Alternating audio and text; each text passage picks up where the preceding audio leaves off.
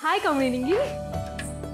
Hello Raju या sir या की। अरे बसा जावा की। नाही नाही नाही तुम्ही खा आमचं झालंय।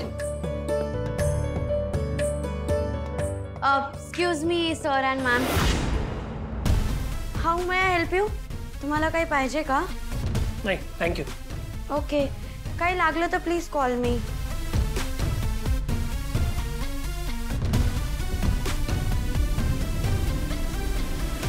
ऋषी सर, कोण काय बी म्हणलं तरी मला 1000% गॅरंटी आहे की हे समज मुद्दाम नाटक करायली।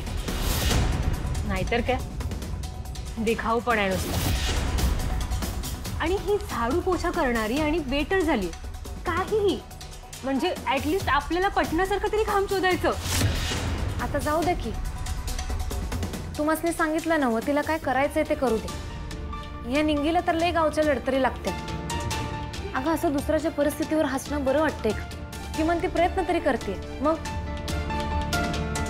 बरं ते जाऊ दे, अगं आम्ही ज्याच्यासाठी आलो होतो ते सांगायचंच राहिलं। काय?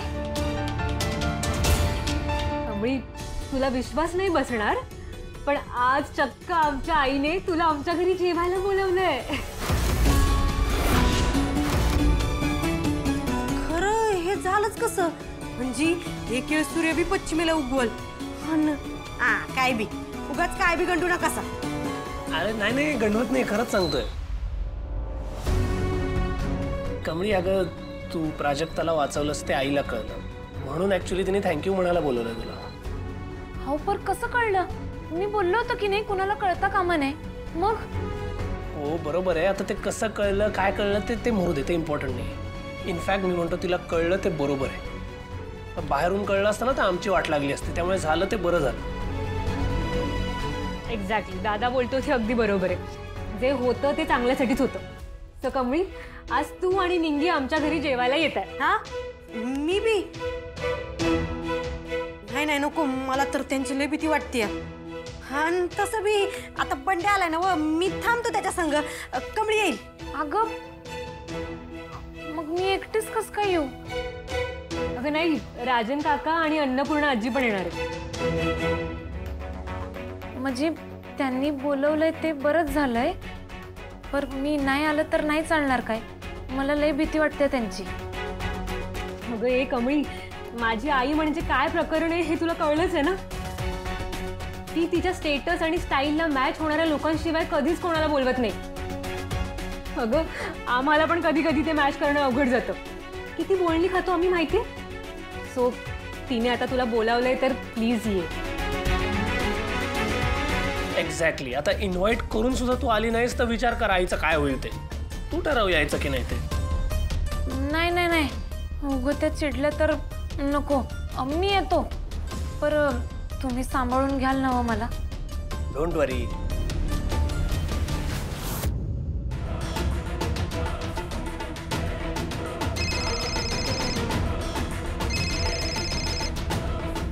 काय आता? हा बोल ग रागिणी, काय? आई काय चाललंय ग तुझं? इथे राजनने सांगितल्याप्रमाणे फाईनचे पैसे भरण्यासाठी माझी मुलगी आपल्याच कॉलेजच्या कॅन्टीन मध्ये झाडू मारते, लोकांसमोर वेटरसाठी ऑर्डर्स घेते, मला त्रास होतोय। घरात रामायण चालू आहे आणि तू कुठेस? तू मस्त फिरतेस, मजा करतेस। वाव, काय फिरत काय बसते? अगं मी सुद्धा त्या पैशांची तजवीज करण्यासाठीच बाहेर पडलेली, कळलं ना? माझ्याकडे काय इथे कुबेराचा खजिना नाहीये की हात घातला की पैसे हजर।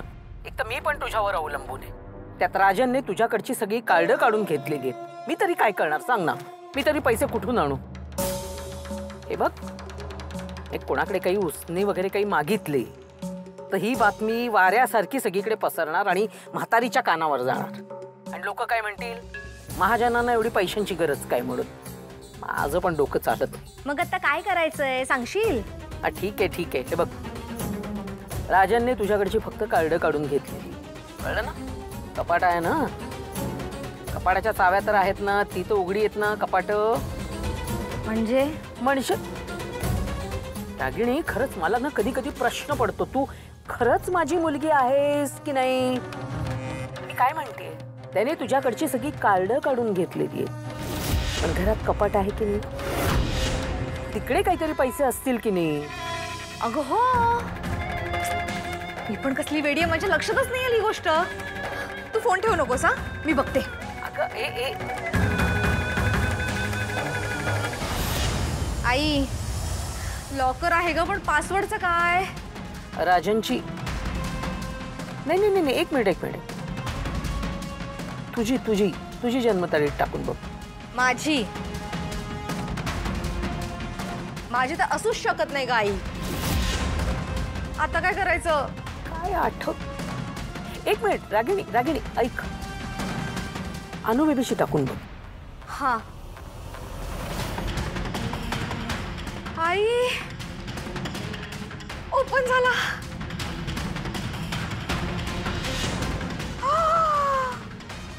आई, ते भरपूर पैसे आहेत ग. एक मिनिट थांबा आई.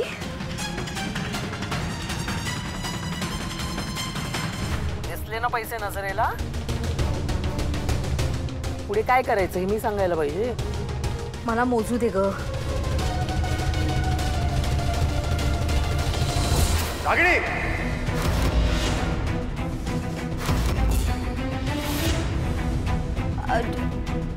काय करत होतीस? काय नाही. चोरी करत होतीस? स्वतःच्याच घरात चोरी करताना लाज नाही वाटली तुला? मनात तरी कसा आला विचार? तुझ्या बुद्धीची ना कीव करायची वाटते रागिणी. मला सांगितलं होतं ना अनिकाची कोणी मदत करायची नाही म्हणून, पण तू कसं ऐकशील? नाही का, तिला सुधारण्यासाठी सगळं चाललंय ना, तर तू आणि तुझी आई तिला उलट डोक्यावर चढवते अजून. बास झालं आता. आईला सांगून तुला आणि तुझ्या आईला या घरातून हाकलून दिल्याशिवाय तुम्ही नाही सुधारणार. राजन, ऐक ना, प्लीज एक्स्ट्रीमली सॉरी. मी मुद्दाम नाही केलंय. अरे मला कळलंच नाही मी हे का केलं खरंच. अरे मी माझ्या मुलीच्या प्रेमात आंधळी झाले होते.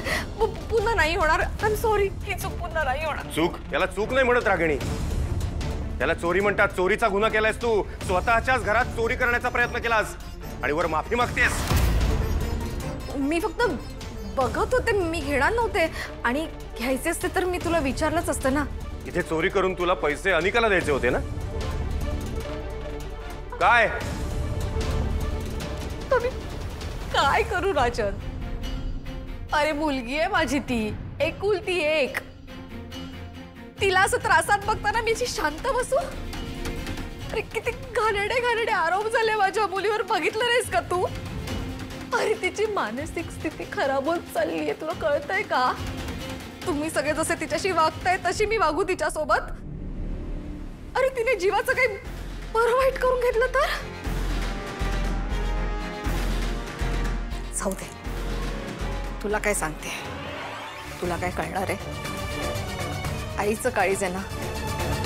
मान्य आहे माझ्या मुलीने खूप चुका केल्या आहेत, खूप चुकीची वागली आहे माझी मुलगी, पण त्याच्यासाठी एवढी मोठी शिक्षा? खरंच? स्वतःच्याच कॉलेजमध्ये ती कॅन्टीन मध्ये वेटरचं काम करतेय, झाडू मारतेय, आणि हे सगळं ऐकलं मला कसं वाटलं असेल याचा विचार केलास? नंतर एक पोरगी आली एकदम धीट, आणि ती व्यक्ती म्हणजे अहिल्या वेसकर.